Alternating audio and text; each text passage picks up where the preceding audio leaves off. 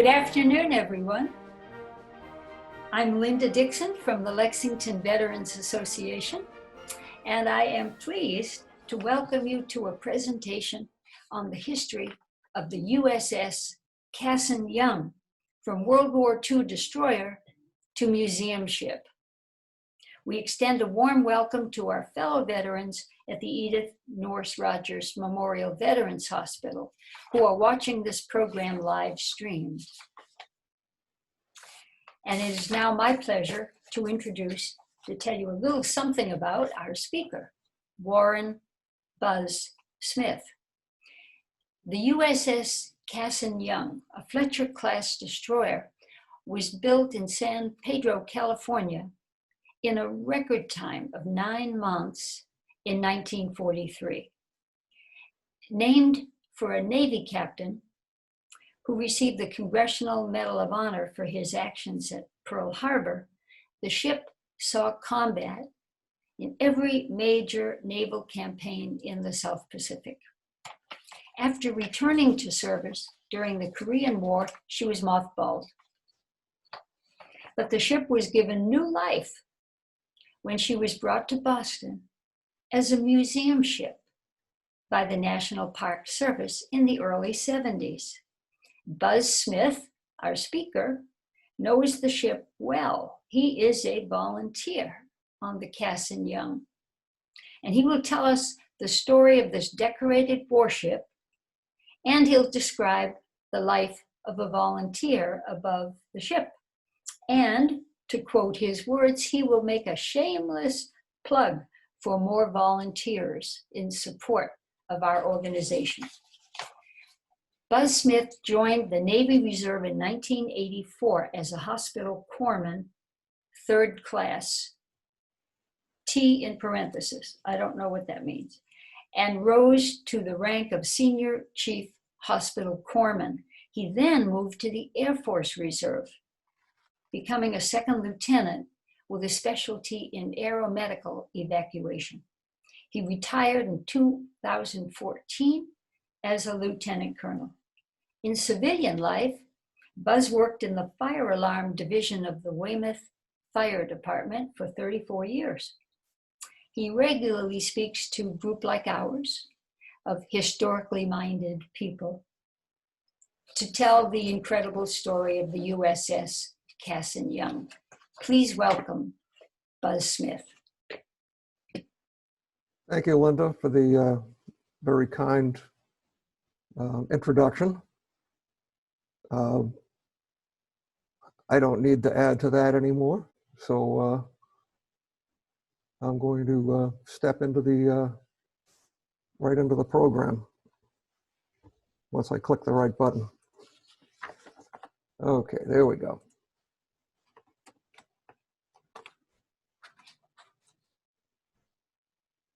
All right.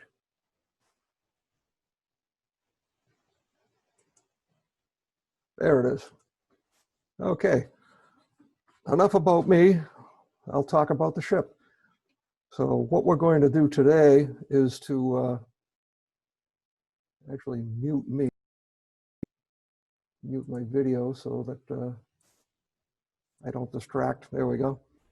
So we're going to talk a little bit about the when the ship was put together, when it shook down, and then off the war in the Pacific. The few of the campaigns that the ship went through, not all of them because there were so many, it would drag the presentation out to almost 2 hours, like I did out at Fort Devens by mistake. I'll key on the Okinawa campaign because that was one of the lowlights of the Cassin Young service. The damage and casualties caused off Okinawa. A little bit of the Cold War, and then as much as I care to get in about the ship itself, volunteering, and then some questions at the end. So who was Captain Cassin Young?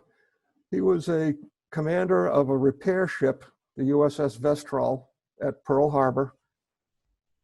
Vestral was tied up right next to the USS Arizona, which I'm quite sure everybody's familiar with. When the attack happened, he happened to be on board, even though it was a Sunday, and started fighting off the aircraft while ordering everybody to start getting up steam. to get the ship underway. When Arizona blew up, he was blown overboard with several other sailors. He swam back to the ship, helped rescue others, and then they got the ship underway. They built up just enough steam to get moving. The ship was in fact damaged, and he made the decision not to try and get out of Pearl Harbor because if you've ever been there, there's one channel in and the same channel going out. If the ship had had a problem, if it got hit again, they would have blocked the main channel getting in and out of Pearl Harbor. So he beached it, along with a few of the other ship's captains did the same thing. For his actions that day, he was awarded the Medal of Honor. He was killed in action later in the war off the Solomon Islands during the great cruiser battles off of Guadalcanal. He was the commanding officer of the USS San Francisco, and was the flagship along with Rear Admiral Callahan, whose name will come up later on in this talk. Navy is to, tradition is to name destroyers after Medal of Honor recipients. He was chosen to be so honored in 1943 posthumously. The ship's keel was laid down on March 18th out at San Pedro, California. It's a Fletcher-class destroyer, which is the largest class of destroyers ever built by the United States. They built 175 of them. And in my opinion, it's the classic destroyer look. There's only 4 Fletchers left in the entire world, 3 in the United States, Cassin Young in Boston, USS Kidd in Baton Rouge, USS the Sullivans up in Buffalo, New York, and then the former USS Charette, now known as the Velos, over in Greece. She was launched on September 12th in 43 and christened by Cassin Young's widow, Mrs. C.A. Young. And then December 31st, she was actually commissioned in the Naval Service. As was said in the intro, 9 months and 2 weeks to build, which is a little bit less than half of the time that it took prior to the war starting. This is how Cassin Young looked when she first went to war. It's called sometimes a spackle or a dazzle camouflage. Every ship and every class had a pattern. This is not random. They were actually designed to try and work on camouflage for torpedoes and submarines to make it so you don't even know which way the ship is going. A lot of ships stayed this way through the entirety of World War II. So initially under command of Commander Earl Schreiber, Cassin Young did its initial shakedown off of San Pedro and then on the way to Pearl Harbor. That's when she did all of her training. Commander Schreiber is reported to have been a strict taskmaster and really concentrated on naval gunnery and damage control. And both of these would be put to good use through the rest of the war. April in 44, she's actually with the task forces being a radar picket ship because she was built with radar and was looking for enemy aircraft and protecting and screening the convoys. And her first fired in anger shots were in the Saipan invasion in June of 44. She supported with gunfire support the landings, had no casualties, and returned to Pearl Harbor for food, ammunition, and fuel. She continued with the escorting of task forces on raiding on Tinian, Guam, the Palaus, Yap, Mindanao, Luzon, serving as radar picket, screening ships and convoys from submarines, shore bombardment as part of a raid, not as part of an invasion, and then rescuing pilots as plane guard duty. She supported the amphibious operations of Palau and Peleliu, and then airstrikes of Okinawa, Luzon, Formosa. At this point in the war, a new commanding officer reported aboard, Commander John William Ailes III, and more raid operations, especially off of Formosa, now known as Taiwan. She was strafed by enemy aircraft and had 5 sailors wounded. So that was their first indication of injuries. By this time, the United States had built a very large base at the atoll of Ulithi. It's the largest non-United States ship repair facility that was created during World War II. So during all these raids and bombardments, she would regularly come back to Ulithi for food, ammunition, maintenance, and upgrades. And at this point, they had new radio and radar equipment installed. They repainted the ship to a deep blue and now capable of directing fighters and other anti-air director duties. The picture shown here is not Cassin Young. It's a different class of ship, but it's the deep blue. It was one of the only pictures I could find of that pattern. They decided that the submarines really weren't a problem at that point in the war, so they went to something that would hopefully hide the ships better from enemy aircraft. During the Iwo Jima invasion, she was on screening duty throughout, protecting all these ships that you see in the background, and then again back to Ulithi to get ready for Okinawa. This photograph I pulled off the internet is one of the few that you'll find of the back of Mount Suribachi. You usually see the pictures on the front side where all the ships are, and then the landing which took place down in here. So this is from an aircraft that was circling the island, and you don't normally see pictures of the crater from Suribachi. In March, she sailed for the invasion of Okinawa. She screened the pre-invasion bombardment fleet and then started to provide gunfire support for the underwater demolition teams clearing the beaches. During World War II, they called these folks frogmen. We now call them Navy SEALs. One of the sailors aboard in his diary wrote that they were shelling all day and loading ammo all night. All ammunition on a 5-inch mount, which is the main battery for a Fletcher-class destroyer, is moved mostly by hand. There's very limited elevators aboard. It's exhausting. Each gun mount requires 23 men to operate between the magazine, the handling room, and the gun mount itself. A lot of times, if there was a lot of bombardment going on, they'd rotate sailors from other areas that weren't being used to help handle ammunition because it's exhausting work. The guns are rated for 15 to 20 rounds a minute. The Fletchers have 5 mounts, so you're dealing with somewhere around 100 rounds. That's an awful lot of firepower. So D-Day in Okinawa was Easter Sunday, also April Fool's Day, and Cassin Young provided direct gunfire support to that landing. Again, the sailors in the after-action reports say that she fired 500 rounds of 5-inch in 4 days. After the initial invasion, which was successful, she was assigned to radar picket duties to the north side of Okinawa. These areas, the most dangerous was picket stations 1, 2, and 3 on the north side of Okinawa because they were the closest to Japan. About 12 days later, Ralph Rhodes' diary is just titled on that day, Lady Luck kind of walked out on us today. The ship's doctor, Dr. Ledesma, in his memoir writes, our day finally came. About 1:37 in the afternoon, 3 Vals, which are Japanese dive bombers, were spotted. All 3 were shot down by Cassin Young, but another 3 quickly appeared. They shot down the 4th.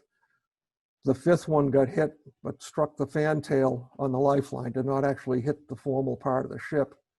But number 3 came in from the bow and hit the foremast, tear off the top of the mast with all of its radar and radio antennae, and then exploded between the 2 stacks, which sprayed the ship with shrapnel and debris. Torpedoman 3rd class Robert Moore was killed instantly, and 60 other sailors were wounded. His battle station was on the forward torpedo rack in between the 2 stacks. It's an open mount. There is no protection. This is a picture taken by Dr. Ledesma. He was assigned to be the ship's photographer. Commander Schreiber, the first commanding officer, gave him a camera, but no film, and appointed him the ship's photographer. So a lot of the pictures that you see through the rest of the presentation are from Dr. Ledesma's album, which his family has now graciously allowed us to use publicly. You can see up above here, the whole top part of the mast has been cut off. The port side yard arm is separated. All the radar antenna and signal flag areas are all cut right off. This is a Val dive bomber, two-person plane, bomb mounted underneath. One of our volunteers, Bob Harris, has made up these charts. We use them when we're doing tours, and it gives you a one-page thing that you can show to the visitors to give them a decent description of the attack, the first attack. Again, we've got a Val. Each of these are the different valves that were shot down. There's the one that clipped the fantail, and then the one that hit the stack, the mast, clearing off the radar. This is the torpedo mount where Torpedoman Moore was killed. And you can see that there's damage all throughout the ship.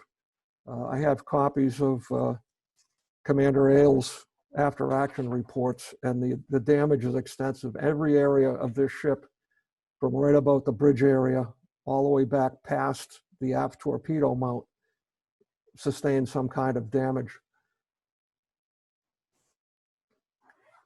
Back at Ulithi for repairs, they are getting ready to mount a new radar antenna. You can see that what we commonly call yardbirds are up working on replacing the area. What ended up happening is the sailors aboard Cassin Young had been out for quite a while and had really not, they had expected to go back to at least the Pearl Harbor, if not San Francisco. They'd kind of had enough at that point.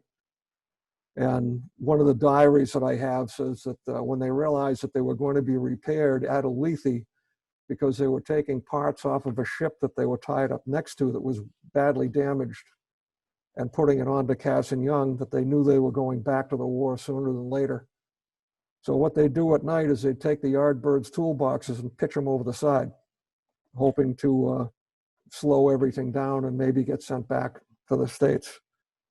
After a couple of nights of that, they realized what was going on. They brought in Navy hard hat divers, recovered all the tools, and then threatened Article 15, which is court-martial if anybody were to get caught.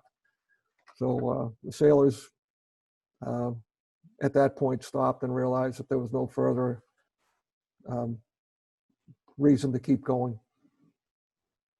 So they did some escorting of convoys, and later part of July in 1945, they found themselves back up off Okinawa. They had trained some replacements that had come aboard because some of the wounded did not report back to the ship.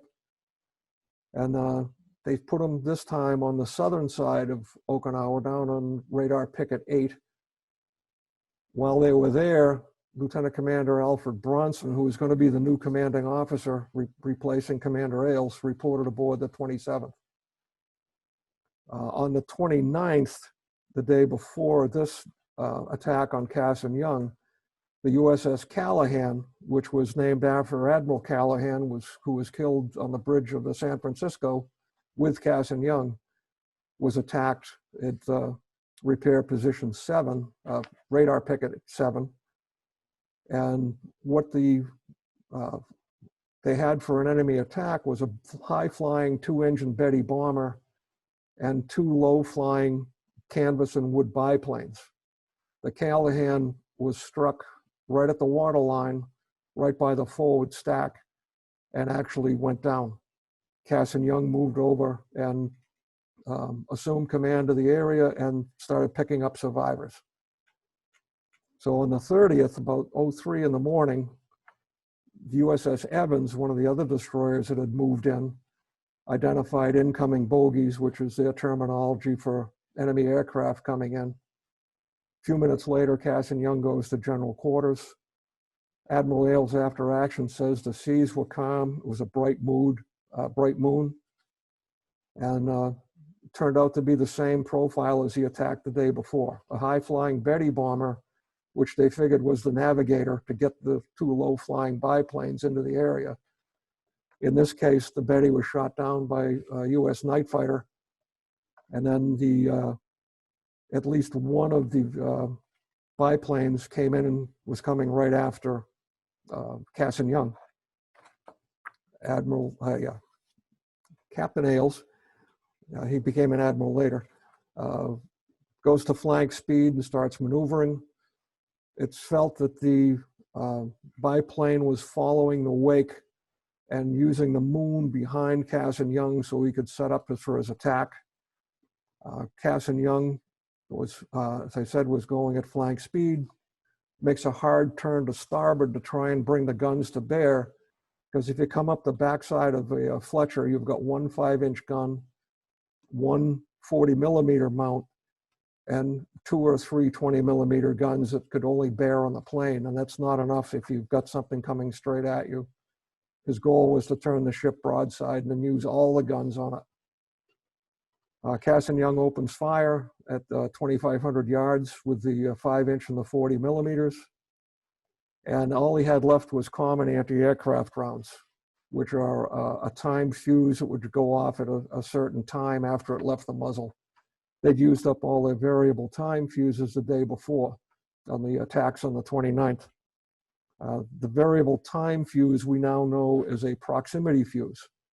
It was called variable time to try and prevent the Germans and the Japanese from understanding that we actually had perfected a proximity fuse. Proximity fuse sends out a small radio signal. When it gets within a certain distance of a signal bouncing back, it explodes. The common anti-aircraft and common other rounds, you have to actually hit the airplane. These you do not. It was very effective. It was so secret that they actually wouldn't allow any of these to be used around land until late 1944, so that the enemy wouldn't capture it and realize what they were facing. This is what the plane that actually hit Cassin Young looks like. It's a, we called it a Willow, made by Yokosuka. They don't know for sure if it was carrying a 200-pound bomb or had some explosives attached. It's a twin-seat trainer made of cloth and wood. The problem with that is that most rounds would go straight through it without exploding. You'd actually have to hit the engine to knock the plane down, or hit it often enough to knock pieces off or kill the pilot. Again, Bob Harris's one-pager. You can see down here where radar picket 8 is, down the south side of Okinawa. The ship, the plane is following the ship up the wake, follows up the starboard side at about 75 feet is the estimate that Commander Ailes uses. And as the Cassin Young is turning hard to starboard to bring all these guns to bear, he dives and it hits almost the exact same spot that the Callahan got hit, right by the forward stack. Goes through the starboard motor whaleboat and into the alcove area right above the forward fire room, and then explodes. The explosion killed 21 sailors total, between those that were killed instantly and the ones that were later on died of wounds when the ship went into Buckner Bay, and wounded 45. There was one sailor reported missing. It was later reported that he was seen in the immediate area of where the plane hit. And although they searched for him, all they ever found was his life jacket. He was declared killed in action later on. Dr. Levesme took quite a few pictures of the damage when they got up into Buckner Bay, and he'd finished treating the casualties.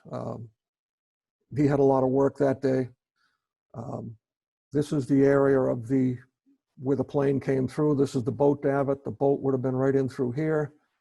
The plane crashed right through, right at the main deck, and then into the alcove. This is the hatch into the forward fire room. Behind these two gentlemen is a passageway that goes into the Combat Information Center and the captain's day cabin, and then forward into the wardroom. Commander Wallace, who was going to be the prospective commanding officer, was killed almost immediately during the explosion in that passageway as he was making his way from the Combat Information Center. Dr. Levesme brought him to the wardroom, which was the primary battle dressing station, but he was unable to save him. Right up above here is another hatch. That's your radio central and the chart house. There were people killed and wounded beyond that hatch as well. This is the ladder that goes up to the signal bridge and the bridge. Everybody in that area, as well as the bridge that was up in through here, was wounded. One of the gunners on a 40mm mount right in here was killed immediately at his post.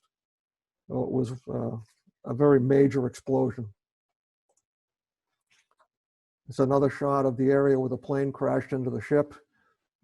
You can see the yard workers are starting to cut away scrap metal, clear things up. This is the aft stack. This is the searchlight that was mounted on the ship during World War II. And you can see it's pretty much blown apart as well from the explosion. And you've got all kinds of bent metal antennas laying down. The after action reports, as part of the damage control efforts after the hit, they started dumping all of the ammunition and explosives overboard. And you can actually see that the aft torpedo tubes are empty. They just fired them into the water. They put them on safe and fired them to get rid of them. Same with the forward torpedo tubes. Any 40 or 20mm ammunition in the immediate area was also jettisoned. Damage control wise, the ship had fires, flooding, and all kinds of wounded and killed all over the ship.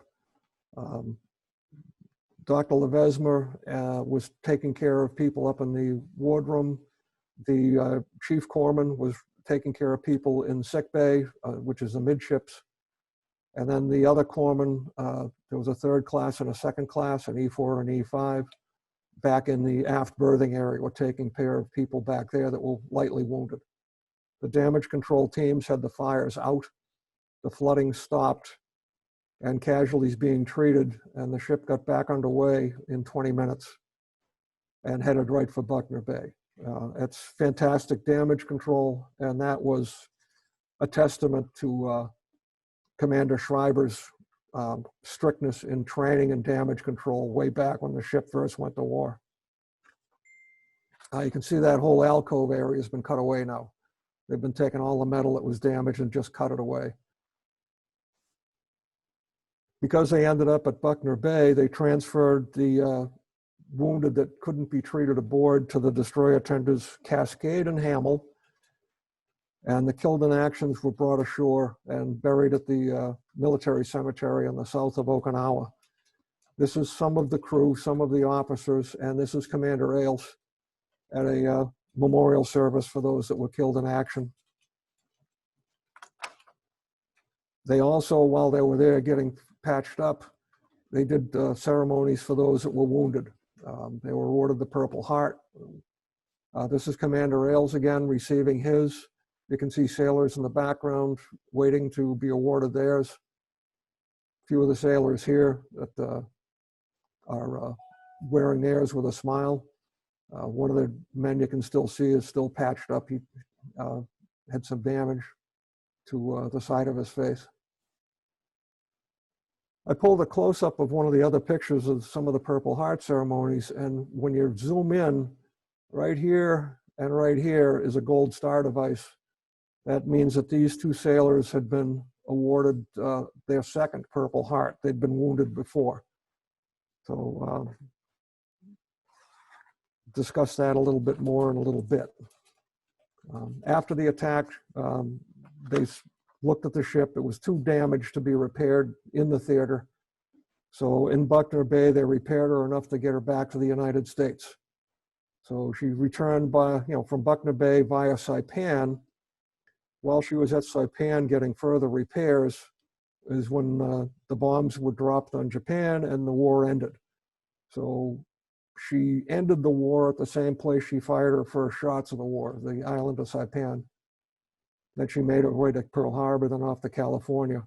And the whole time she only had one boiler room, one engine, and one screw. So it was a fairly slow ride. And they brought her right back to San Pedro, the place where she was built. And the war ended 2 weeks after she was hit. On the starboard side, in that alcove I talked about, we have this plaque. It lists all those that were killed in action during World War II. They've got the 2 attacks listed, the first one with Torpedoman Moore, and then leading off at the top is Commander Bronson, who never got a chance to become the commanding officer, and then all of the sailors. This was our missing in action sailor. The plaque is scheduled to be redone. They have him actually listed as killed in action. When the plaque was made, they hadn't found the formal documents as yet, but we do have that now. Post-war, back in San Pedro, she was fully repaired and upgraded with the latest equipment. And then in May of '46, she was decommissioned and placed in the mothball fleet up north of San Francisco at Suisun Bay. During World War II, she traveled 150,000 miles, fired 44,000 rounds from her 5-inch and 40 millimeters. The 20s, they never bothered counting. So she fired more than that, but those are the only ones they tracked. And then she guzzled up 7 million gallons of fuel, most of it being fed into the ship during underway replenishments. She actually herself shot down 14 planes, conducted 4 bombardments, and destroyed another 50 aircraft by her controller duties, either by other ships or fighters. She earned the Navy Unit Commendation and 7 battle stars for World War II. She gets a second life. In September of 1951, hostilities were ongoing on the Korean Peninsula. They decided they needed some more ships commissioned. So she was repaired and upgraded again, and then home port was shifted to Newport, Rhode Island. Most of the ships in the Pacific were working off of Korea, so they were shifting Atlantic Fleet ships over to the Pacific. So they brought her up to Newport as a new home port, and she conducted Atlantic and Mediterranean patrols, other Cold War duties in the Atlantic. She came back to the Boston Navy Yard 5 times for yard periods of upgrade and maintenance. And she did an around-the-world cruise. Did a short tour off of Korea, which earned her the Korean Service Medal, and then got decommissioned again in April of 1960. This time she was mothballed in Philadelphia. So now there's a totally new life and mission for Cassin Young. The Navy shipyard in Boston was decommissioned in 1970. In 1974, the Boston National Historic Park was created, and in cooperation with the US Navy, the National Park desired to have a ship that was built in Boston there for display alongside USS Constitution, our ship estate, and our pier mate at Pier 1. There weren't any available that were built in Boston at the time. The only one that was around was the former Charette, which was in Greece, and they weren't about to give it up. So that's the only one left that was built in Boston, is the ship that was over in Greece. So they brought her up from Philadelphia in 1978, underwent major refitting, cleaning, painting, and we have a unique status. The ship is still owned by the Navy. Most of the other museum ships are signed over to nonprofit foundations. The Navy supervises, but they don't physically own them unless they need to drag them back for whatever reason for national defense. So the Navy owns her. They have a maintenance agreement with the National Park Service. And now our museum ship honors her service as well as her crews and everybody that worked in the Navy Yard, men and women alike. That Navy Yard had an awful lot of the Rosie the Riveter folks that work there. So she serves as a testament to all their service as well. This is what she looks like today. She is set up as 1950s, right before she decommissioned. There's been so many changes to the ship, we cannot go back to World War II and restore her like we'd like to. Those that are interested, we could go through and show you or tell you everything that's changed, but it's virtually impossible to revert back to World War II. The USS Kidd down at Baton Rouge and the USS Slater are probably a couple of the most complete World War II setups for destroyer and destroyer escort. And every museum ship is worth a visit. Now a little bit about us. We do have National Park Service rangers that work aboard. We have a full-time maintainer that works just on the ship. And we've got about 20 volunteers that we conduct tours, we accomplish tasks to keep the ship floating and looking like new. Many of us are former military, but not everybody. Some of us have service in the Navy, others are Air Force, we have Army, we have civilians. A lot of us honestly are retired, but not everybody. And we all do just what we need to do to be a part of preserving her. So here's the shameless plug. If you're at all interested in volunteering or looking for more information, this is the email address to let us know what your interest may be or whatever you'd like to talk to us. So USS Cassin Young at yahoo.com. So what do we do? Preserve, maintain, repair, purchase, make. It's a wide variety of things. The most common is exactly what would have happened with the 300 or so sailors aboard.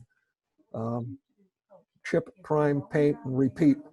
You can see here we've got Dave up here painting the gun director.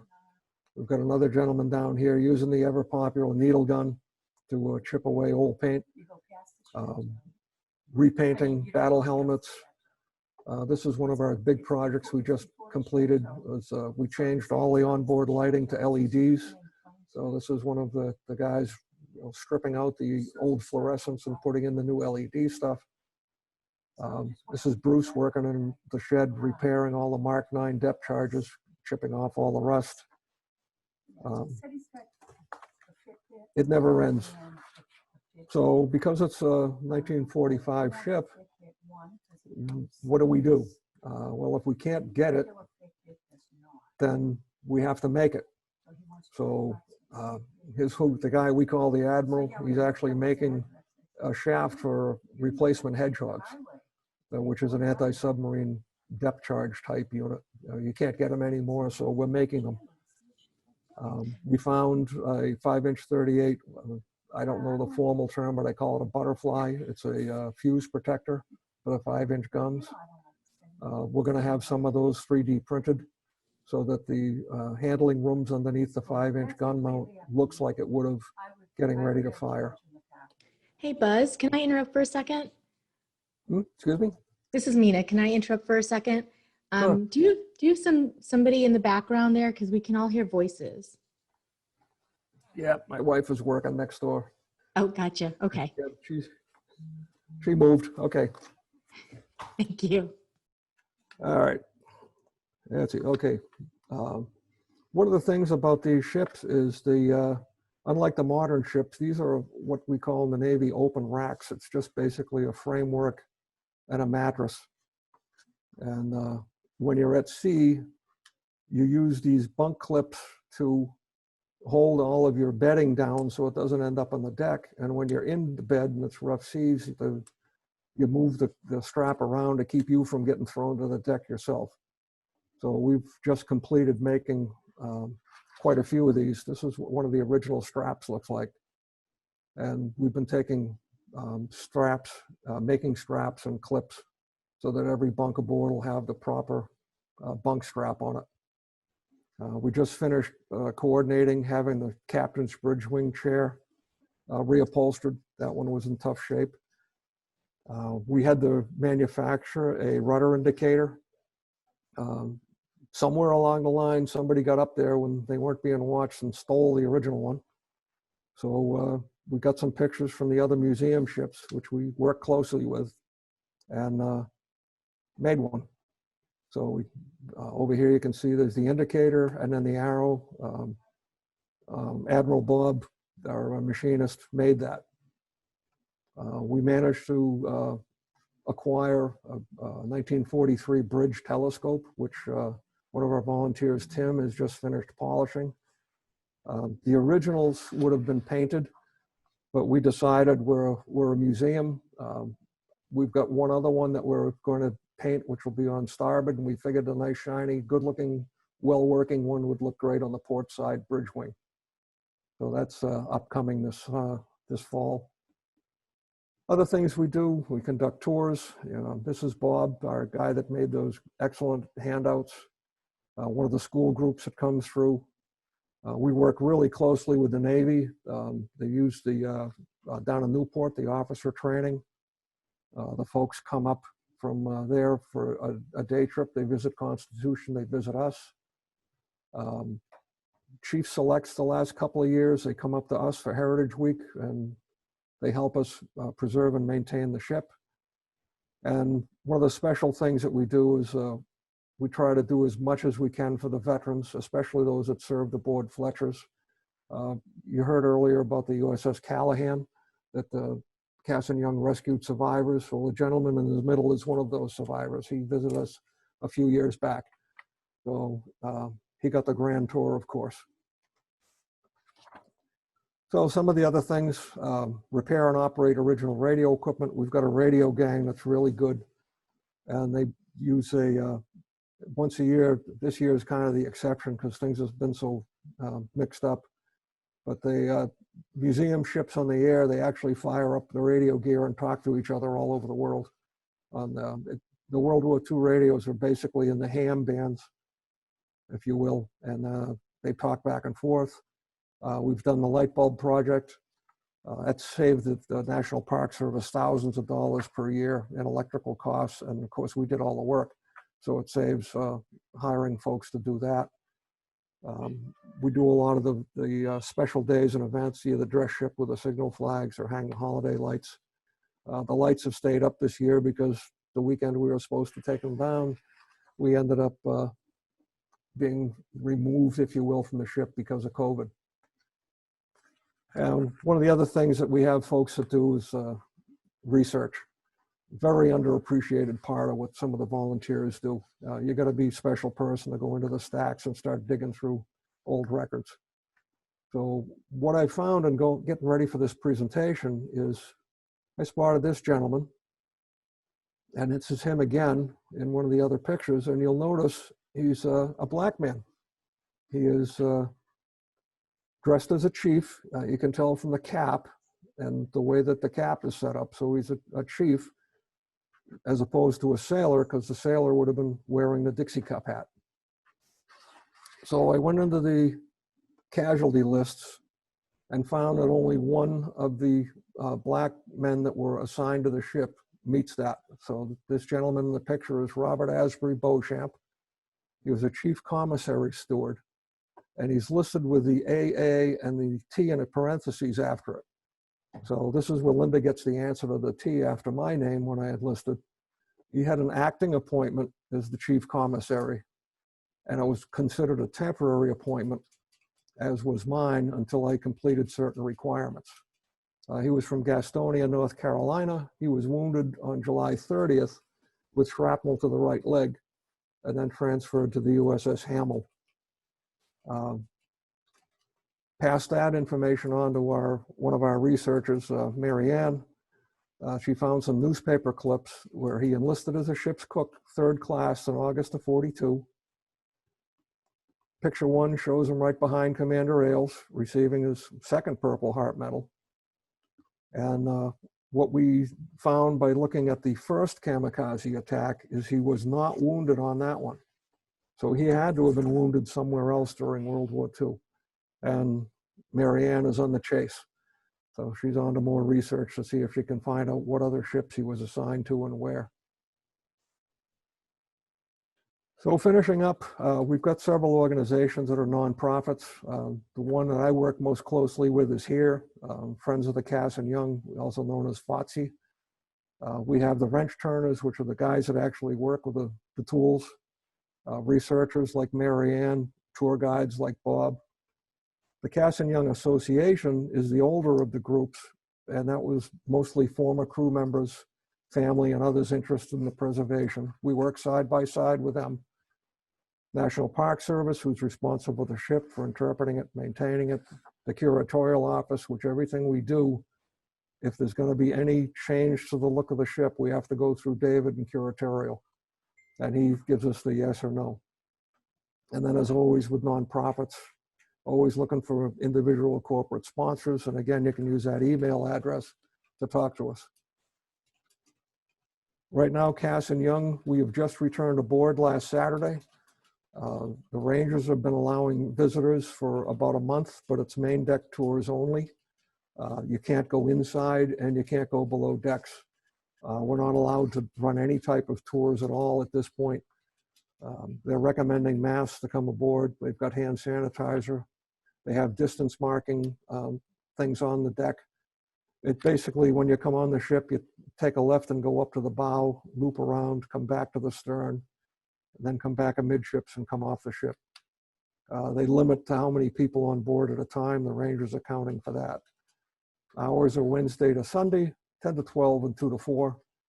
And the ship is closed Mondays and Tuesdays, and then daily for cleaning from 12 to 2. If you want further information about hours or changes or anything that's going on, Boston National Historic Park has a Facebook page. They update that regularly. They're really good at that. And also, we have a couple of us that update the Friends of the Cassin Young FOTSI page for goings on.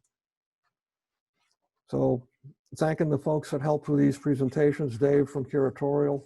Dan Gagnon is our immediate liaison into the National Park Service. He works in interpretation. Mary Ann is our volunteer that's really heavy into research and tours. Bob Harris, same thing, research and tours. And then Steve Briand, who's our volunteer coordinator. He's one of us. He's the main wrench turner. And he's the one that kind of keeps us all going and keeps us focused. Being a history major type, you've always got to put your sources out there. So this is what I've been using for these. The battle damage reports are intensive. Casualty reports from the doctor are pretty straightforward. Dr. Savezma also did a memoir that he wrote of the whole war for his family, and we've been using that. Ralph Rhodes has a diary which has been privately printed, and if you're interested, we can accept the donation and give you a copy. We also had the current Navy hats made. These are all fundraisers. Nobody makes any money off them. It helps us function. This is a book that was printed on the Fletcher class by William Craig. And then the photos came from either the internet or from the collection at Boston National Park. This is just a picture of some of the resources. Where would we be without social media? Well, email usscassinyoung@yahoo.com. We'll always get to us. If you've got questions that don't get answered, ship it to that email address and we'll get the answer for you. On Facebook, we've got the Friends of the Cassin Young FOTSI, which is a group. Friends of the Cassin Young DD 793, which is a page. We've got a Cassin Young Volunteers page as well, and a Boston National Historic Park page. And then the internet and web pages, FOTSI.org, dd793.com, nps.gov, Boston with the index. There's a lot going on the Boston web pages and Facebook pages. So I'm going to go back live here. Let's see, get out of that, get out of that. All right, where am I? Up here, there we go. Start video. Okay, there I am. I don't know how to make myself bigger here. All right. Anyhow, if somebody can figure out how to make it bigger, and it's time for questions and answers. I'll start off with a couple that we always get asked. The first one is, no, I did not serve on Cassin Young. I just look that old. I did serve in the Navy, but on different ships, destroyers and frigates. The other thing I get asked a lot is, why do they call destroyers tin cans? This is why. This is a piece of the deck plate. And if you look at the side, that's how thick the hull plate is on the ship. Compared to other ships, cruisers and battleships, that's like being on a tin can. Buzz, can I interrupt for a second? Can you stop your screen share? Oh, yeah, okay. That's what's going on. All right, how do I? Okay, that's not it. Oh, stop share, there it is. Perfect. Okay. How's that? Perfect. Okay. There we are. All right. Just to show you that again, piece of the hull. That's how thin it is. Most high power rifles will go right through it. It's just plain steel. The ship has no armor whatsoever on it. Even though the gun mounts look like they're armor plate, they're not. They're just pieces of steel just to protect you from the weather. So that's basically it for the talk. Be more than happy to answer any questions. If I can't, this usually drives the Park Service crazy. I tell everybody I'll just make something up, which is just a joke, but I don't. We do have a question from, actually two questions from Phil Cunningham. Okay. Buzz. The first one is, can you say something about your researchers and the sources they used to research the history of the Cassin Young and people who served on it?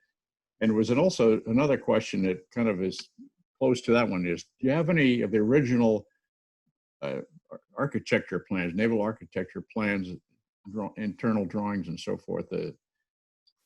Thanks. Sure. I'll answer the second one first. Yes, we do. In fact, we've actually had to use them because we had a problem with our ventilation on the one fuel oil tank that we used to heat the ship. So we had to find where the vents were. The prints, as well as a lot of the documents, are up in the main National Park building, and under the control of Dave Vecchioli, the curator. We work closely with him, and we make an appointment. Usually Mary Ann or Bob or whoever's doing specific research makes an appointment with Dave Vecchioli, and then goes up into the stacks, if you will, to try and get the answers. For this, I've used some of their research, as well as the internet public sources, U.S. Navy sites, Navy Historical Command sites. So there's a lot of information out there. The most valuable ones that I found was Captain Ailes' after action reports and Dr. Ledesma's medical report, because it gives you the straight down and dirty, typical of the straightforward military reporting. No frills, no fuss, just facts, if you will. Thanks. So Linda, did you want to ask the next one? As a reminder, folks, if you want to type in your question, go down to your menu options and click on Q&A and type your question. If you would like to have us call on you and you can ask your question or give a comment, then click on participants and your name should come right up at the top.